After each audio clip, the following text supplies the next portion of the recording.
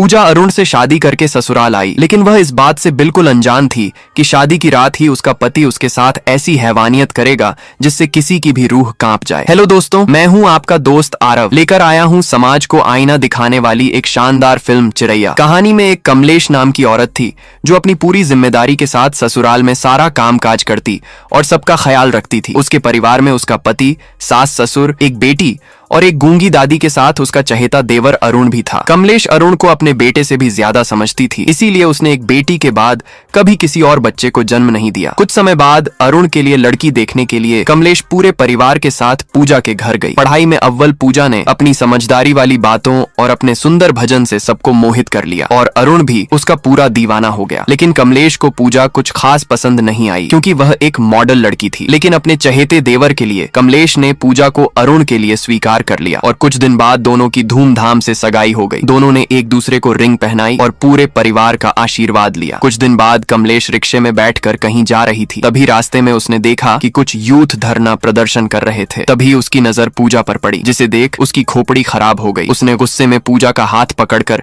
उसे घर ले गई और समझाया कि हमारी बहू को ऐसे सड़क पर प्रदर्शन करना शोभा नहीं देता। गुस्से में उसने पूजा के हाथ से सगाई की अंगूठी निकाल ली और घर आ गई। कमलेश की इस हरकत की वजह से उसके पति ने उसे खूब डांटा और सुनाया कि तूने जो ये बखेड़ा खड़ा किया है इसका समाधान भी अब तुम ही करोगी। अरुण ने भी भाभी से बहुत विनती की, लेकिन कमलेश ने किसी की एक न सुनी और सगाई करने के लिए मना कर दिया। लेकिन पूजा अपने रिश्ते को बचाने के लिए खुद कमलेश के पास आई और माफी मांगने लगी। उसने कहा, अगर हम किसी के हक के लिए खड़े नहीं होंगे तो पूरी दुनिया मतलबी हो जाएगी। पूजा की बात सुनकर कमलेश का गुस्सा शांत हो गया और उसने भी माफी मांगते हुए पूजा से कहा, मुझे सही बातें थोड़ी देर में समझ आती हैं, लेकिन एक बार समझने के बाद मैं सही का साथ कभी नहीं छोड़ती, चाहे मेरी जान चली जाए। ये कहकर कमलेश पूजा को वापस अंगूठी देकर सगाई मान जाती है। कुछ दिन बाद शादी का दिन आता है। अरुण और पूजा शादी के मंडप में थे, लेकिन पूजा की तबीयत कुछ खराब थी। फिर भी उसने किसी को जताए बिना शादी कर ली और थोड़ी दवाई खाकर घर से विदाई ले ली। घर पहुंचकर अरुण बहुत खुश था क्योंकि आज उसकी सुहागरात थी। पूजा भी इस रात को यादगार बनाना चाहती थी। अरुण उसके करीब आने की कोशिश करता है और प्यार व्यार की बातें करने लगता है, लेकिन बुखार से तड़पते हुए पूजा अरुण से कहती है, आज मेरी तबीयत ठीक नहीं है और तेज बुखार है, क्या हम कल ये सब कर लें? लेकिन अरुण ने इन सब चीजों की फिक्र किए बिना अपनी हवस को पूरा करने के लिए पूजा के साथ जबरदस्ती कर ली। पूजा बुखार में विनती करती रही, लेकिन अरुण ने उसकी एक न सुनी। पूजा को एहसास भी नहीं था कि उसकी जिंदगी एक पल में कहां से कहां आ गई। उसे रात भर नींद नहीं आई और रोते रोते सुबह हो गई। सुबह अरुण ने उसे रोता देख गलती मानने के बजाय उससे कहा, मैं तुम्हारा पति हूँ और ये मेरा हक है। पूजा ने गुस्से में कहा, तुमने मेरे साथ जबरदस्ती की है, हक वाला कोई काम नहीं किया। ये सुनकर अरुण को गुस्सा आ गया। उसने पूजा का हाथ पकड़कर गुस्से में बिस्तर से उठाया और जबरदस्ती कमरे से बाहर धक्का देते हुए कहा, अगर मैंने गलत किया है तो जाके सबको बता दे। बाहर आकर पूजा ने कमलेश को देखा जो मोहल्ले की औरतों के साथ अरुण की तारीफ कर रही थी। कमलेश का दिल न टूटे इसलिए मजबूरी में पूजा कमरे में वापस आ गई। यह देख अरुण उस पर हंसने लगा और घमंड में आकर उसने अपनी हवस पूरी करने के लिए एक बार फिर उसके साथ जबरदस्ती की। पूजा अब अरुण से शादी करके पछता रही थी, लेकिन वह किसी से कुछ नहीं कह सकती थी। सुबह 8 बजे वह छत पर आकर गुमसुम खड़ी हो गई। कमलेश ने कल रात के बारे में पूछा पर वह एक शब्द न बोली। गुस्से में कमलेश उसे उसके मायके छोड़ आई। पूजा को उम्मीद थी कि उसकी माँ उसकी परेशानी समझेगी और उसने अरुण की सारी हैवानियत अपनी माँ को बता दी, लेकिन माँ ने उसकी बातों को खास नहीं सुना और कहा, ये तो पति पत्नी का रिश्ता है, इसमें गलत कुछ नहीं है और ये ना कहने वाली बात कौन सी थी, इसी से तो तुम्हारा परिवार आगे बढ़ेगा। ये सुनकर पूजा की पूरी उम्मीद टूट गई और वह माँ के सामने रो पड़ी, लेकिन माँ ने उसकी एक न सुनी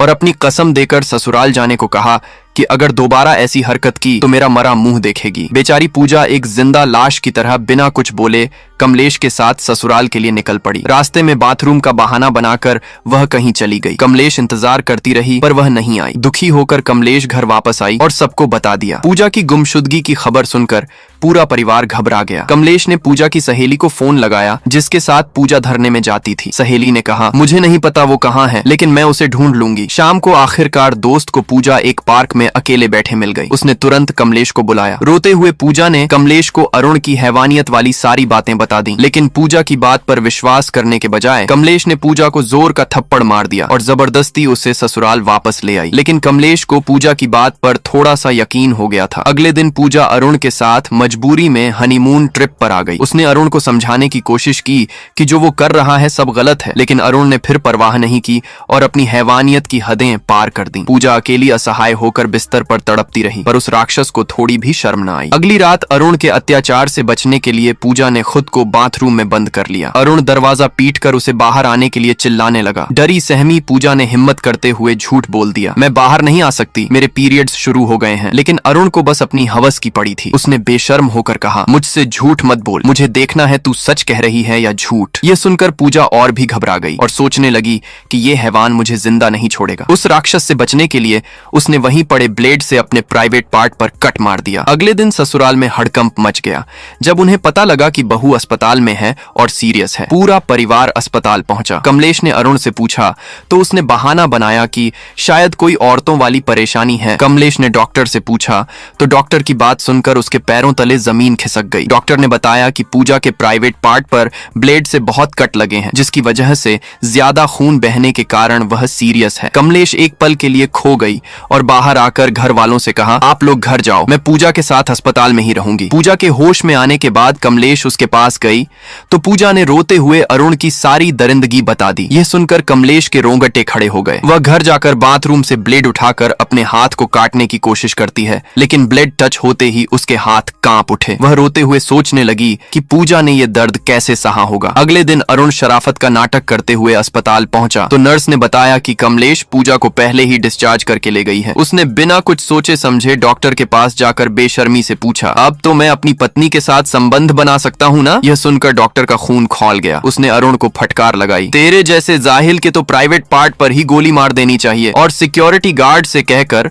उसे अस्पताल से धक्के लगवाकर बाहर निकलवा दिया। अब पूजा की तबीयत थोड़ी ठीक हो गई है और कमलेश भी उसके साथ है। अब आप लोग कमेंट में बताएं, क्या पूजा को अरुण को माफ कर देना चाहिए? और आगे क्या होगा जानने के लिए चैनल को सब्सक्राइब करना ना भूलें। तब तक के लिए बाय बाय।